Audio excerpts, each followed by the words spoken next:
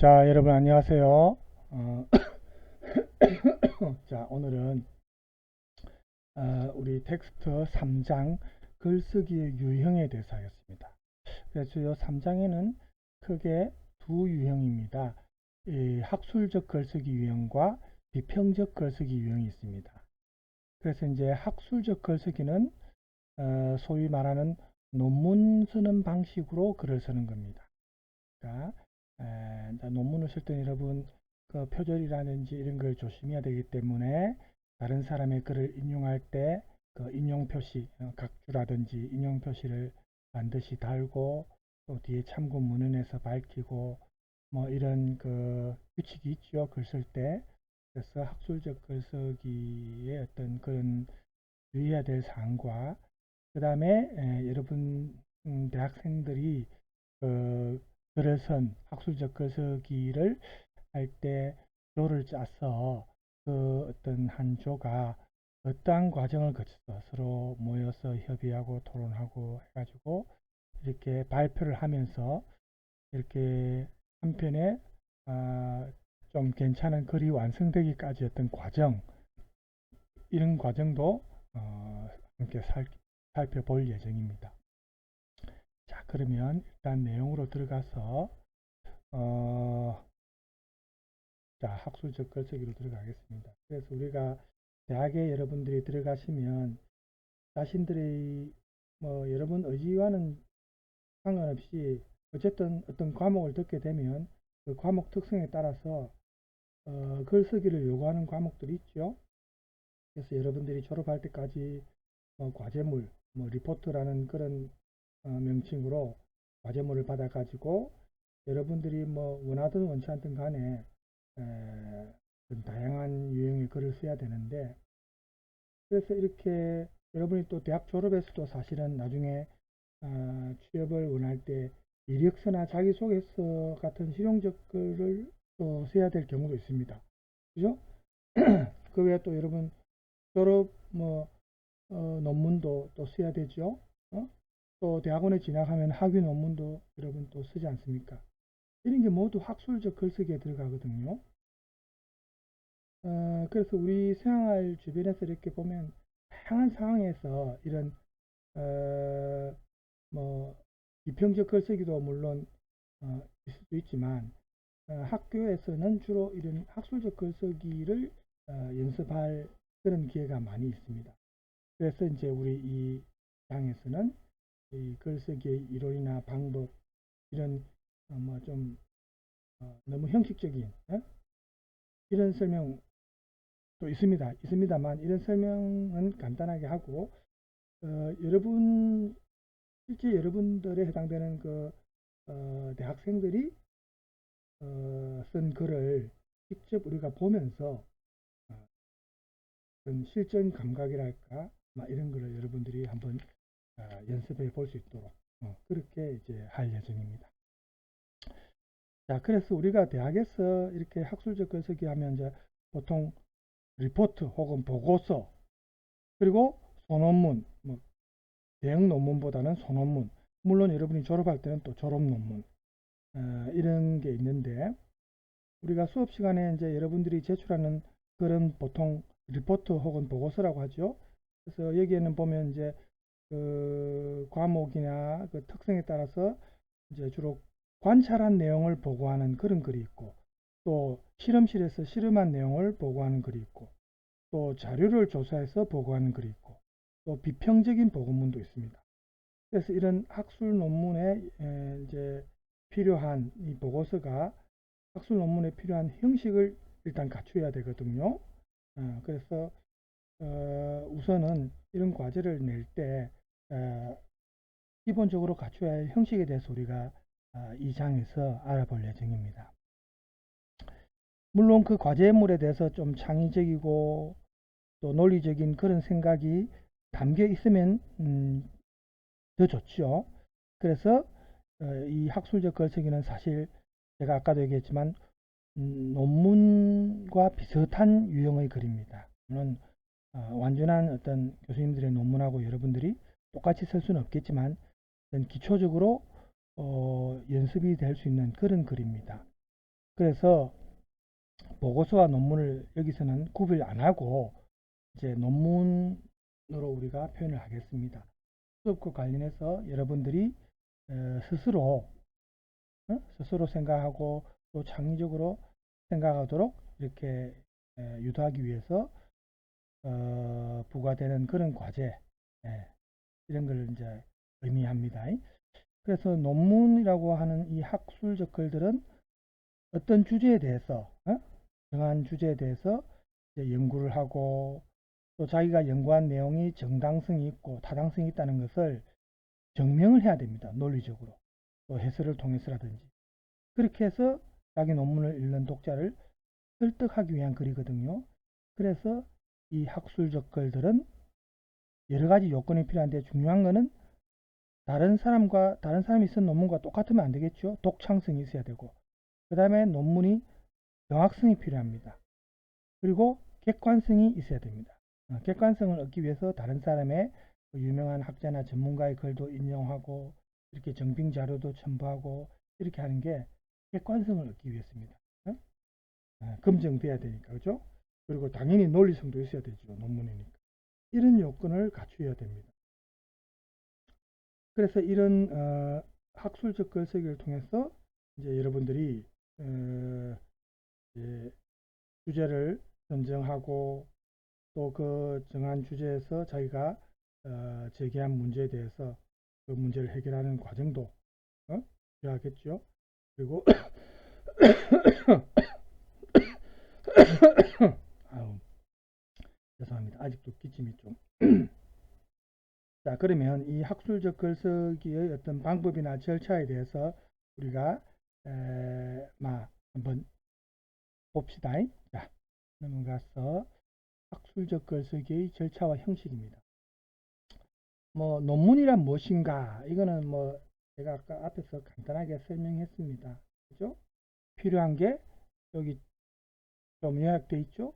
독창성, 논문의 대상이나 자료나 연구 방법이나 또 어떤 결론, 논문에서의 서론, 본론, 결론을 할 때 결론, 보통 서론은 들어가는 말, 시작하는 말 이렇게도 표현하죠. 결론은 뭡니까? 나가는 말, 끝맺는 말, 뭐 이렇게 하는데 이런 게 기존의 논의, 다른 논문과는 차별화돼야 되죠.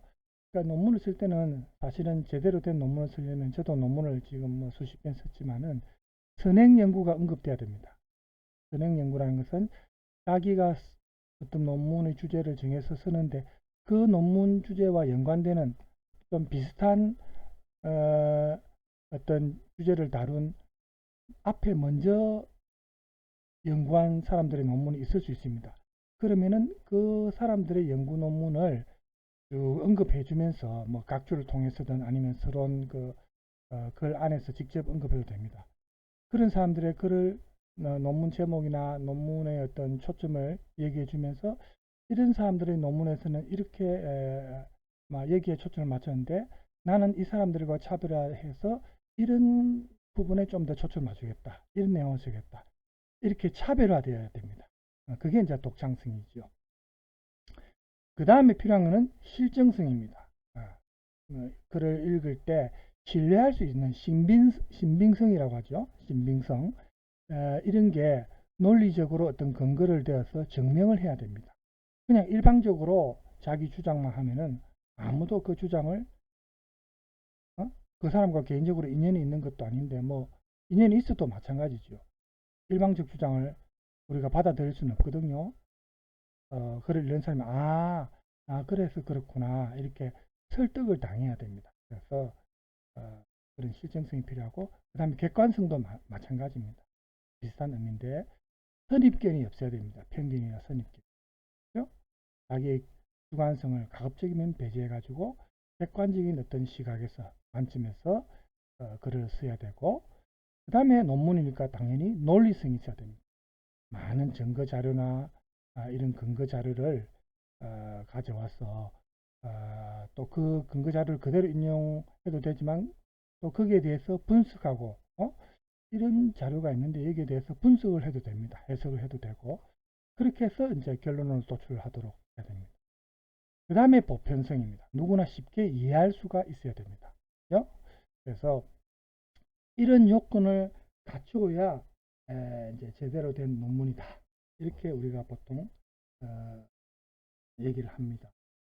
우리가 이제 수업 중에 혹은 학기 말에 이제 제출하는 뭐 중간 과제, 기말 과제 해가 논문 형식의 거를 제출합니다. 그죠? 그러면 그 어떤 과목에 따라서 뭐 분량도 많은 게 있고 조금 적은 것도 있을 수 있고 그런 특징이 있겠죠? 과목마다 그 담당 교수의 성향에 따라서 그죠? 그래서 이제 평가를 해가지고 담당 교수가 학점에 반영하고 과제 점수에 반영하고 이렇게 하니까 학생들이 굉장히 요즘 여러분들이 학점에 민감하니까 이 과제 점수에 민감할 수밖에 없습니다. 그래서 여러분들에게 부과되는 이 논문은 사실은 지금 논문을 하지만 어쨌든 과제물입니다. 리포트. 그 자체가 어쨌든 우리 학문 공동체에도 뭐 크게 기여하는 건 아니지만 왜냐하면 실제 학회지에 글을 싣고 하는 건 아니니까 그죠? 그렇다 하더라도 어쨌든 그 연습이 됩니다. 여러분들은 연습을 해서 여러분들이 앞으로 이런 학술적 글을 쓸 때 이런 대학교에서 이런 연습을 하지 않으면 언제 어느 시기에 연습을 하겠습니까? 그죠?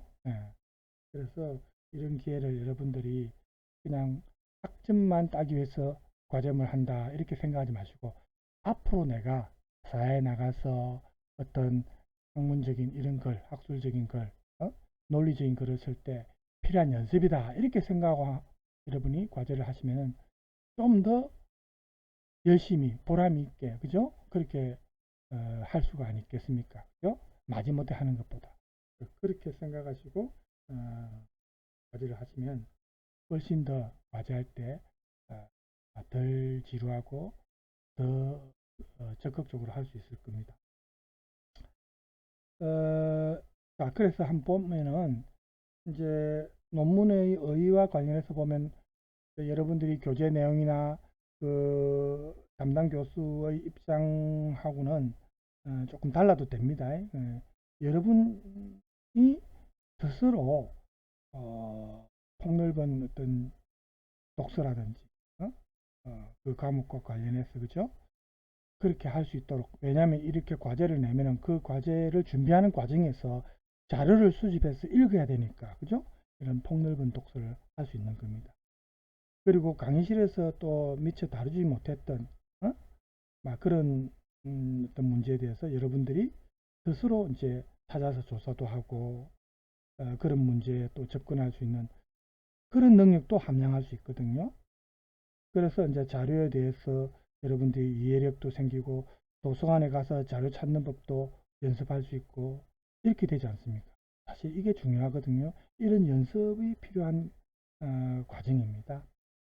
또 그 교수가 담당 교수가 정했거나 또 여러분 스스로 선정한 주제 어떤 교수는 주제를 정해주지만 어떤 교수는 여러분이 주제를 정해라 이렇게도 말하거든요. 어떤 과목의 큰 어떤 주제 하에서 소주제는 여러분이 정해라 이렇게 하는 교수들도 있어요. 사실은 여러분이 정해라 하면 이게 제일 어려워요. 사실은 차라리 정해주면 좋은데 그렇죠? 그래도 어쨌든 간에 이렇게 주제를 정했을 때 그 주제에 맞는 자료를 분석하고 해석하는 과정 이 과정에서 여러분들이 비판력이 생깁니다.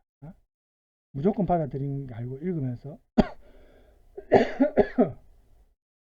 거기에서 좀 더 생각을 하면서 비판할 수 있는 능력도 기를 수가 있고 또 자료를 분석하면서 그 분석한 결과를 토대로 해가지고 자기 생각을 논리적으로 표현하는 연습도 할 수 있고 그리고 이제 그 교수 입장에서는 강의나 수업에 대해서 이제 학생들이 어떻게 반응하고 또 그러한 어떤 주제에 대해서 접근하는 방식 이런 것도 담당 교수가 이제 과제물을 보면서 확인을 할 수 있지 않습니까? 그죠?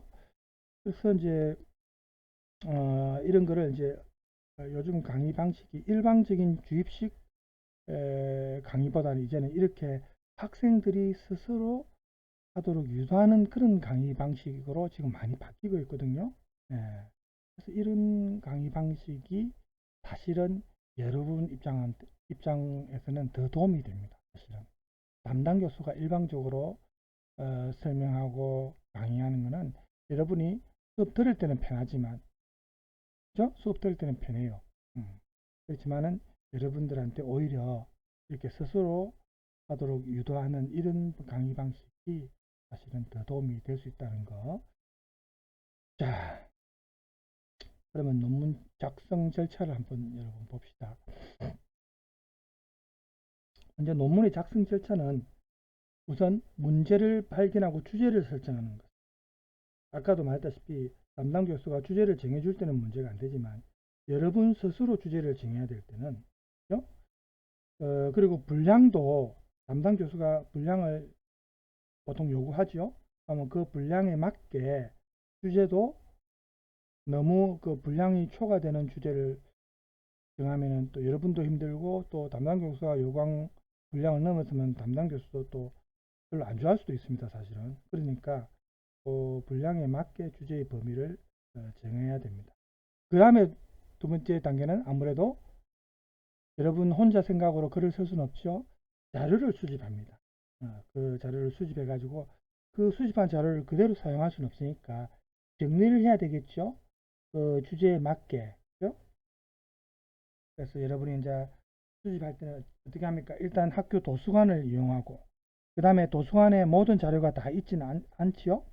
인터넷 검색 사이트를 통해서 여러분들이 맡은 주제와 관련된 자료를 모으고, 이렇게 가지고 이제 체계적으로 이제 카테고리를 나눠 가지고 정리를 하는 거예요. 여러분들이 요즘에는 너무나 제가 학교 다닐 때하고 비교하면, 저는 이제 586세대니까 기침이 아직도 이렇게 많이 나옵니다. 저는 이제 대학교에서 자료를 도서관에서 자료를 수집하러 가면 그 당시에 턱없이 사실은 부족했어요. 지금도 물론 그렇지만 지금은 그래도 웬만한 종합대학이나 뭐 규모가 큰 대학은 자료가 또 많죠. 그렇다 하더라도 그 자료로 또 불충분한 경우도 많습니다. 그래서 여러분들이 지금 너무나 좋은 거는 인터넷 검색 사이트가 있죠. 인터넷을 통해서 많은 자료를 여러분들이 확보할 수 있거든요. 그래서 여러분들이 상당히 지금 보고서나 과제를 쓸 때 예전에 우리 학교 다닐 때보다는 상당히 유리한 입장입니다, 사실은. 그 다음에 이제 여러분들이 이제 이렇게 자료를 수집하면은 이제 그걸 토대로 주제에 대해서, 자기가 이제 쓸 주제에 대해서 어떤 가상적인 해답, 여기서 가상적 해답이라고 되어 있죠. 가설을 수립해야 됩니다. 그렇죠? 자기가 이제 어떤 식으로 이렇게 해서 이런 식으로 글의 방향을 잡는 겁니다. 그렇죠? 그래서 연구 방법도 이제 결정을 하는데, 자기가 이제 연구하는 목적, 보통 논문을 쓸 때 서론에서는 중요한 게 문제 제기지만, 문제 제기하기 전에 나는 이러한 이유 때문에 이러한 주제를 정했다. 예, 여기에 대해서 뭐 고찰해 보겠다라든지, 그 목적을, 자기가 연구하는 목적을 밝혀야 됩니다. 그렇죠?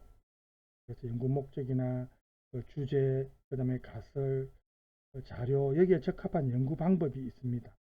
그래서 이제 특히 자료를 분석하고 또 여러분들이 추론하는 그런 방법론, 그렇죠? 그런 걸 이제 거쳐야 되겠죠.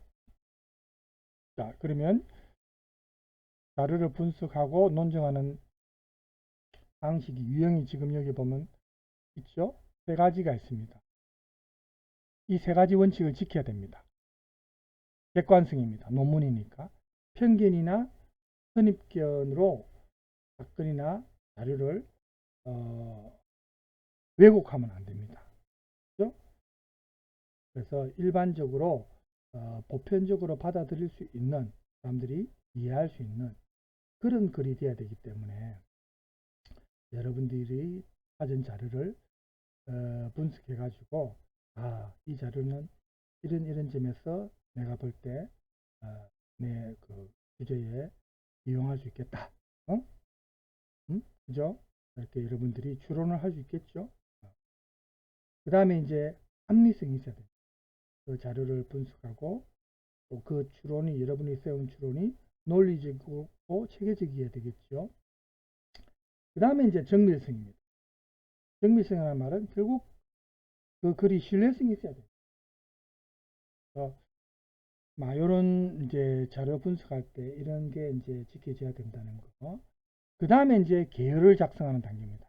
글의 뼈대지요, 골격. 우리가 앞서 다른 수업 때 계열 작성하는 거 어떤 학생의 글을 통해서 한번 연습을 했죠.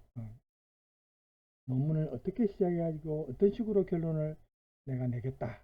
이걸 이제 구상을 해서 이 구상한 거를 전체적인 어떤 뼈대, 그 논문의 어떤 골격, 그죠? 이게 개요입니다. 그래서 여기에서 이제 서론에서는 문제 제시, 그죠? 자료를 분석하고 제시할 때 필요한 거고. 그 다음에 결론에서 그 분석한 결과를 논리적으로 제시해야 돼요.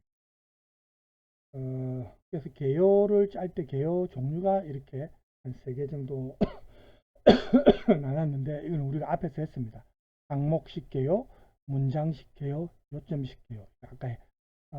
아까가 아니고 저번 다른 수업에 죄송합니다. 오늘따라 유독 기침이 많이 나오네요. 이렇게 개요를 짠다는 거, 개요가 3가지 종류가 있습니다. 그 다음에 이제 논문을 이제 여러분이 이 정도 준비되면 작성을 이제 시작합니다. 개요를 바탕으로 해가지고 실제 논문을 이제 나가는 건데, 이때 아무래도 여러분들한테 중요한 거는 표현을 할 때, 논문이라는 글을 표현할 때, 일단 여러분들이 일상생활에 있어서는 비속어나 이런 글을 학술적 글쓰기, 논문 같은 리포트 이런 글도 마찬가지입니다. 그렇죠? 가급적이면 그런 글은 표현을 쓰면 안 됩니다. 표준어라든지, 그죠?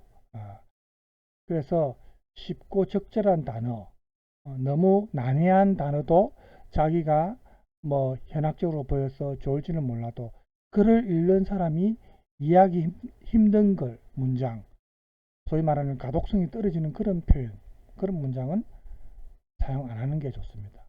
그죠? 쉽고 적절한 단어, 어법에 맞는 표현, 문맥상, 이래 문맥이 좀 자연스럽게 흘러가야 되는데 문맥상 갑자기 뜬금없이 뭐 새로운 문제 제기가 갑자기 또 나타난다든지 이런 식으로, 그죠? 하면 안 됩니다. 그 다음에 문장과 단락의 길이를 적절하게 해야 합니다. 즉 너무 장문을 쓰면은 곤란합니다. 또 너무 단문만 나열해도 안 되겠죠. 단문과 장문이 적절히 조화를 이루는 게 좋습니다. 문장과 단락의 연결, 이게 이제 문맥의 흐름이죠. 이게 자연스러워야 되고, 그리고 그 다음에 이제 자기가 정한 주제와 논점이 분명하게 드러나도록 해야 됩니다. 그렇죠? 서론에서 어떤 문제를 내가 연구하겠다, 거기에 대해서 고찰하겠다, 이렇게 문제 제기를 해놔놓고 본론에서 그런 문제 제기와 다른 내용이 나온다든지 아니면 그런 문제 제기에 대해서 좀 구체적인 내용이 안 나오고 그죠? 좀 추상적인 내용으로 일관하다가 끝을 맺어 본다든지 이렇게 하면은 좋은 글이 안 되죠. 그죠? 네. 자, 논문의 형식 구성을 보겠습니다. 그래서 일반적으로 우리가 논문하면 서론, 본론, 결론 이런 3단 구성인데 아무래도 서론에서는 문제 제기가 중요하겠죠. 자기가 이 연구를 하게 된 목적이라든지 또 자기가 이 하는 연구의 범위, 또 왜 이런 연구가 필요하냐. 그 다음에 앞에 이와 비슷한 연구를 했던 사람들이 있으면 선행 연구에 대해서도 밝혀줘야 됩니다. 이 연구에 대해서 역사적으로 볼 때 이러이러한 사람들이 이런 연구가 있었다.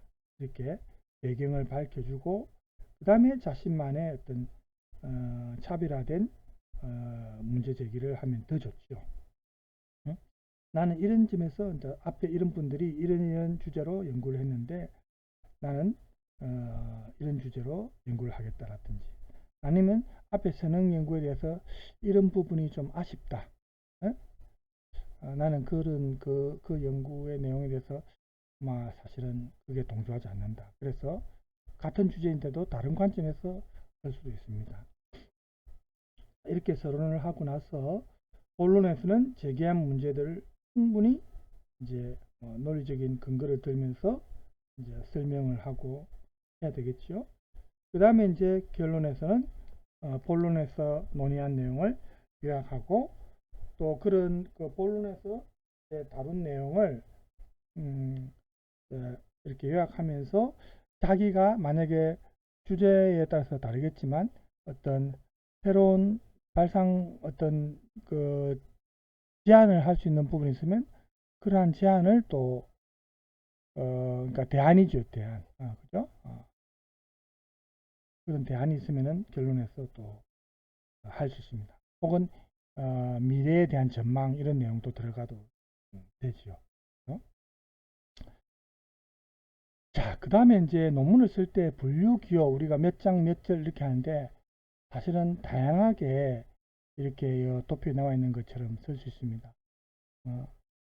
뭐 로마 표현식으로 이제 이렇게 할 수도 있고 숫자 1, 2 뭐 이렇게 표현할 수도 있고 알파벳 영어 알파벳 A, B, C 이렇게도 할 수 있고 이게 이제 문자식이냐 숫자식이냐 몇 장 몇 절 이렇게 장절식이냐 이렇게 해가지고 어쨌든 정하는데 보통 이제 여러분들이 뭐 학교에서 리포트 쓸 때는 이 중에 여러분이 선택해서 하면 되고 저는 이제 대학원 마치고 박사학위 마치고 논문을 학회지에 글을 쓰니까 그럴 때는 학회지에서 요구하는 방식이 있습니다. 학회지에서 정한 규칙대로 맞춰서 하면 됩니다. 어떤 학회지에는 이런 식으로, 어떤 학회지에는 이렇게 그 학회의 규정이 있거든요. 그럼 거기에 맞게 이제 하면 됩니다. 자, 자 그 다음에 논문에서 이제 이게 중요합니다. 지금 우리 사회에서 문제가 되는 게 표절과 관련된 문제가 많죠. 그래서 이 표절 문제에서 제일 이제 왜 표절이라는 그 시비가 뭐냐면 논문 내용이 우선 가장 그 표절과 관련이 있습니다. 다른 사람의 글을 그대로 그죠?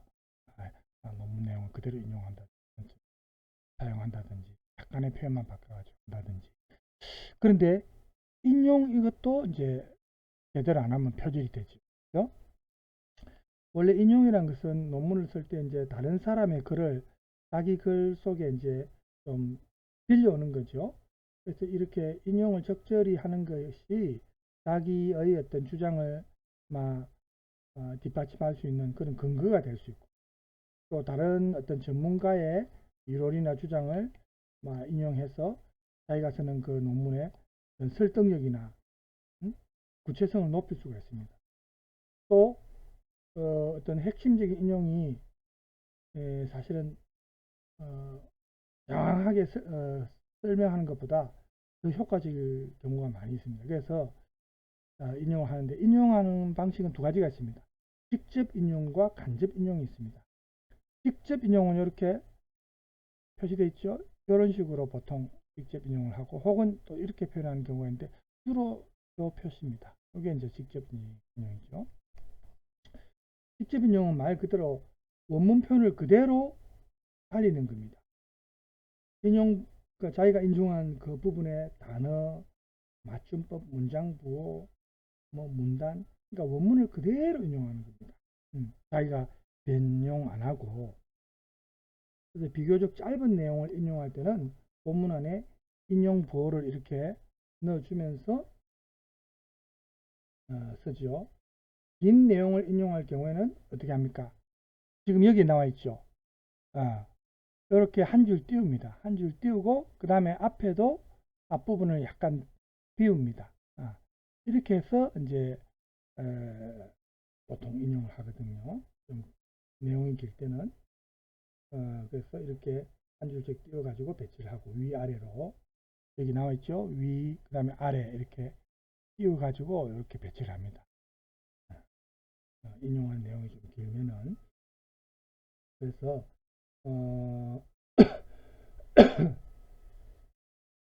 글자 크기도 이 본문 글자 크기보다 보통 조금 작게 합니다.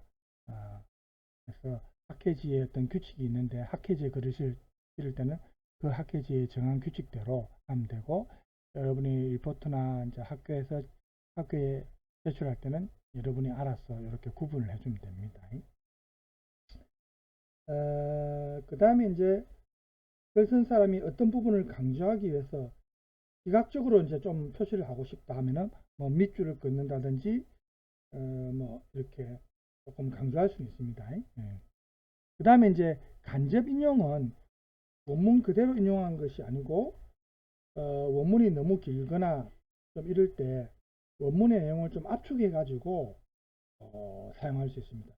이 경우에도 원래 그 원문에 있는 의미가 바뀌면 안 됩니다. 원래 원문에서 인용한 내용상의 의미는 왜곡하면 안 됩니다. 자리가 조금 줄이더라도 내용은 살려야 되죠. 의미는 살리면서 간접 인용을 해야 됩니다. 그 다음에 인용을 할 때는 또 유의해야 될 사항이 적절한 방식으로 하는데 인용하는 글은 가능한 한 짧아야 됩니다. 다른 사람의 글을 인용할 때 너무 길게 인용하는 것은 좋지 않습니다. 인용을 또 효과적으로 하기 위해서는 인용되는 자료나 문헌이 좀 어떻게 좀 객관적인 어떤 그런 판단에 도움이 될 수 있는 어떤 전문가의 글이라든지 충분한 가치가 있는 그런 내용을 인용해야 됩니다. 그냥 인터넷에 블로그에 누군가 개인적으로 올린 글을 인용한다든지 이렇게 하면 안 됩니다. 네. 그 다음에는 어디에서 인용했는지 출처를 반드시 밝혀야 됩니다. 이건 당연한 거죠. 이게 중요합니다. 이걸 출처를 밝히지 않았을 때 이게 이제 표절이 되는 거거든요. 그래서 인용을 할 때는 가능한 한 우리가 나중에 참고 문헌에서 자료 표시할 때 1차 자료, 2차 자료 이렇게 하는데 가능한 한 1차 자료로 해야 되고, 이제 1차 자료를 확인하지 못할 경우에는 이제 재인용의 형식이 있습니다. 재인용이라는 것은 다른 사람이 어떤 사람의 글을 인용했는데 그 다른 사람, 즉 인용한 사람의 글을 다시 인용하는 겁니다. 이게 재인용입니다. 예, 그렇게 할 수도 있습니다. 그러니까 논문에서 어떤 사람이 누군가의 글을 인용했는데 그 논문에 있는 내용을 다시 인용하는 거죠. 그럼 재인용이죠. 그렇죠? 그 다음에 이제 우리가 각주나 이런 걸 다니까 주석이 필요합니다. 여기 주석돼 있죠.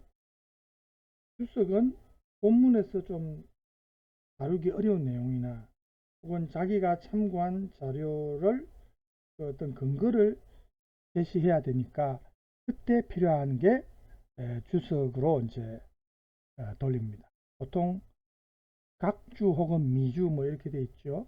각주는 이렇게 그 글 밑에 이렇게 그 선이 꺼져 있고 요 밑에 각주 번호 1번, 2번. 그럼 요 1번이 요 글에서 자기가 뭘 주석을 달고 싶으면 요 표현 뒤에 각주 번호를 달면 그 번호가 요 밑에 나옵니다. 그죠? 그래서 요 번호에서 이제 설명을 하는 거죠. 그래서 이거는 이제 정확성과 효율성을 강조하는 이제 최근에 이제 현대 학문에서 이제 비롯된 것인데 실제 증명 가능한 실정주의, 또 합리적 사고 이런 게 반영된 어떻게 보면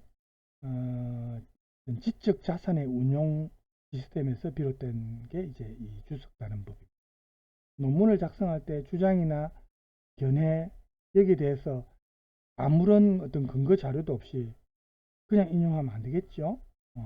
일방적 주장이 되어버리니까. 그래서 어떤 근거로서 인용한 자료나 연구 문헌의 출처를 밝혀야 되죠. 이건 학문의 정직성하고 양심하고 관계 있습니다. 그 사람의 학문성을 인정받기 위해서는, 그죠? 그래서 주석에 보면은 인용한 글의 출처를 밝히는 것, 혹은 본문에서 다루는 주장의 근거를 뒷받침해 줄 수 있는 글, 그 다음에 본문에서 다루고 있는 내용을 확장하여 생각할 수 있는 계기를 또 줍니다. 본문에서 제기한 문제점을 부각시켜서 또 논의할 수도 있게 해줍니다. 그래서 이런 내용이 주석으로 활용될 수 있습니다. 그래서 뭐 주석 종류가 지금 나옵니다. 완전 주석이라는 것은 참고문헌을 표시하는 방법하고 비슷합니다. 보통 여러분이 보고서나 리포트를 낼 때도 뒤에 참고문헌을 달죠. 그러니까 그 본문 내용 안에 밑에 각주 이런 걸 달더라도 뒤에 참고문헌처럼 완전하게 다 표시해 주는 겁니다. 그래서 예를 들어서 이런 식입니다. 밑에 나왔죠. 조희연이라는 사람이 쓴 책 제목이겠죠. 촛불은 민주주의다. 혹은 논문 제목일 수도 있고, 해피스토리라는 이제 출판사가 나오면은 이건 보통 책이지요. 조희연의 촛불은 민주주의다라는 책, 해피스토리에서 출판한 이 책에 이제 책이 2008년도 출판한 책인데 그 책의 100에서 120쪽 사이에 나온다 이 말입니다. 이렇게 이제 이게 완전하게 주석을 이렇게 달 수도 있습니다. 나중에 이제 그 뒤에 참고문을 달 때도 보통 이런 식으로 나오죠. 참고문에서는 이제 이 쪽수까지는 보통 안 나옵니다. 요 출판 연도까지 보통 나오죠. 그 다음에 뭐 최동원의 고시조론, 이것도 이제 출판사하고 연도가 나오죠. 거기에 몇 쪽에서 인용했다. 이런 식으로. 그 다음에 외국인 같은 경우에 예를 들어서 뭐 외국인 이름은 아니지만 홍길동, 보통 외국인 이름은 성과 이름이 우리하고 반대, 위치가 반대니까 이런 식으로 우리 성이 뒤로 가고 우리의 성에 해당되는 부분이 뒤로 가고 이름이 앞으로 오겠죠. 그래가지고 이제 책이나 논문 제목을 쓰고 논문이면 뭐 몇 권, 몇 부, 논문 몇 호 뭐 이런 거, 그 다음에 몇 년도, 연도, 그 다음에 논문 인용한 페이지, 쪽수 표시하고. 이게 이제 완전한 주석이고, 그 다음에 약식 주석이라는 게 있습니다.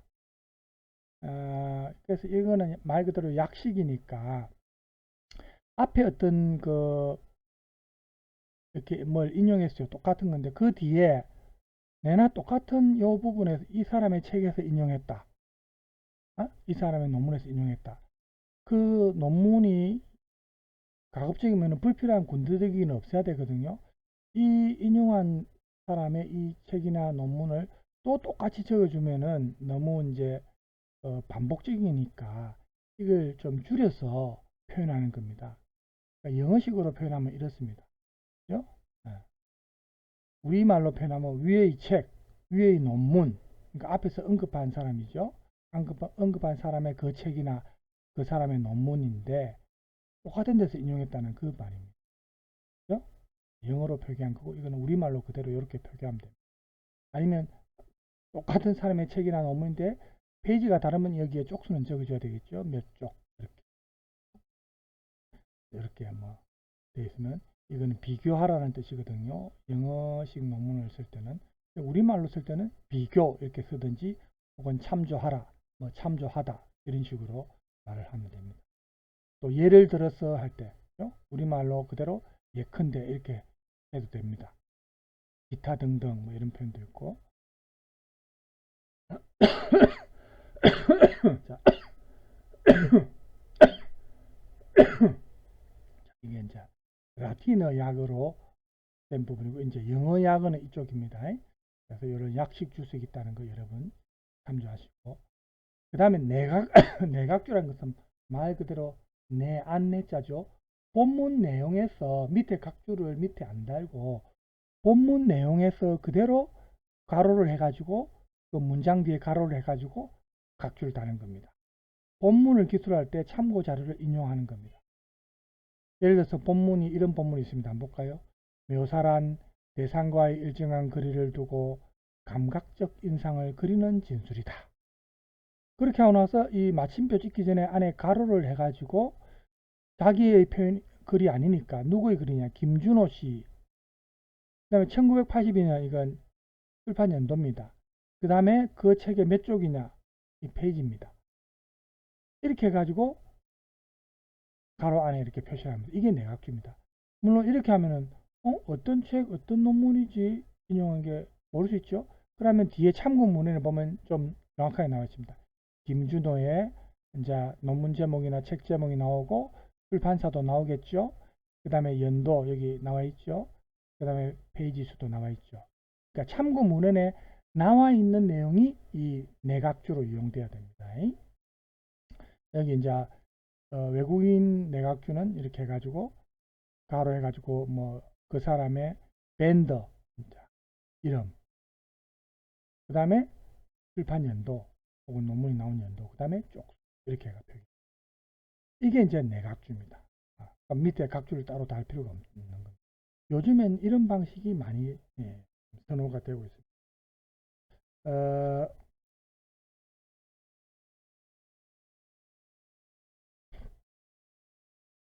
그 다음에 이제 글을 쓰면 맨 마지막에 참고 문헌이 있어야 되죠. 그래서 이 참고 문헌은 논문을 쓸 때 자기가 인용했거나 참고했던 자료를 논문 뒤에 모든 자료를 이 참고 문헌 목록에서 밝혀야 됩니다. 참고 문헌을 작성할 때는 뭐 학문 분야에 따라 조금 다르겠지만 일반적으로는 동양 참고서, 서양 참고서 이렇게 나누고, 그 다음에 순서는 이제 다시 저서, 그 다음에 논문 이런 식으로 또 구분을 합니다. 그 다음에 이제 이름이나 이런 거 사람 이름 앞에 나올 때는 가나다 순으로 보통 배열합니다. 이게 이제 사례를 볼까요? 참고 문헌의 사례입니다. 먼저 단행본 및 연구소회가 김현미, 이기숙, 존버그 뭐라면 기억, 니은, 디귿, 리을 이렇게 가나다 순으로 이름이 김현미가 먼저 나오고 이기숙이 나왔죠. 제시 이형보다 뒤니까 존버그가 뒤에 나오죠. 뭐 이런 식으로 이름이 가나다 순이어야 되고, 그 다음에 이제 참고문이 단행본이냐 연구소냐, 김현미가 한국사회 다문화 담론과 정책, 이게 이제 제목인데 뒤에 제주 인권회의 발표집 이런 식으로 나오면 이게 이제 학술지니까 이게 논문이라는 걸 알 수 있죠. 이 학술지의 논문 제목이 이겁니다.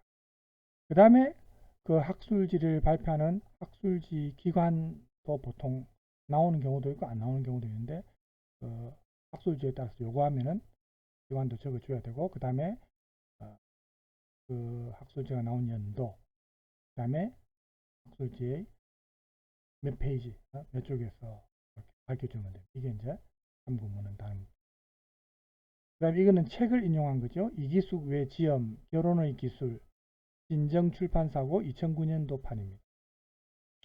또 외국인 논문 인용했을 때, 책이나 논문 인용했을 때 그 사람 완전한 본명 적고, 그 다음에 책이나 논문 제목 적고, 또 책이겠죠. 뉴욕 출판사인데 연도, 출판 연도. 신문 자료도 인용할 수 있거든요. 이런 식으로 한겨레 신문 몇 년도 몇월 며칠자 이렇게 신문은 보통 이렇게 인용해주고, 인터넷 검색 자료는 여러분 인터넷 위에 보면 그 인터넷 주소가 나오잖아요. 그죠? 그거를 그대로 여기에 실어주면 됩니다. 인터넷 검색. 이런 게 이제 논문식으로 쓸 때 필요한 자세입니다. 지금은 이제 딱 대충 맞네요. 45분이 지금 다 됐는데 오늘 여기서 일단 내용상으로 여기서 마치고, 다음 시간에 이제 학술적 글쓰기 사례를 보면 딱 맞을 것 같아요. 학술적 글쓰기 사례. 그러니까 여러분들이 실제 대학생들이 자기가 이제 부과된 과제를 학교에서 제시받은 과제를 학생들이 이제 모여가지고 서로 의견을 교환하면서 학문적 글쓰기를 연습한, 그래서 그게 한편의 학술적 글쓰기가 만들어지는 과정이 지금 나옵니다. 작업 일지가 나오죠.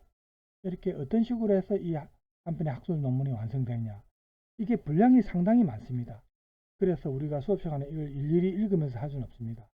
그래서 작업 일지를 통해서 본 학술 논문의 작성 과정, 이 부분은 여러분이 직접 스캔본이나 혹은 책을 사신 분들은 책이나 스캔본을 직접 읽어보십시오. 읽어보면은 여러분들이 우리도 이렇게 했다, 아니면 우리는 이렇게 안 했는데 이 사람들은 이렇게 했구나. 여기에 이제 작성 과정 사례는 조금 그래도 도움이 되는 사례거든요. 중간에서 조금 의견이 안 맞아서 갈등이 있는 부분도 있고 뭐 이렇게 다양하게 나옵니다. 그래서 이 부분은 제가 미리 말씀드립니다만 여러분이 꼭 읽어봐야 됩니다. 스스로. 수업 시간에 읽기에는 분량이 많습니다. 그래서 쭉 읽어보시고 다음 시간에 할 때는 우리가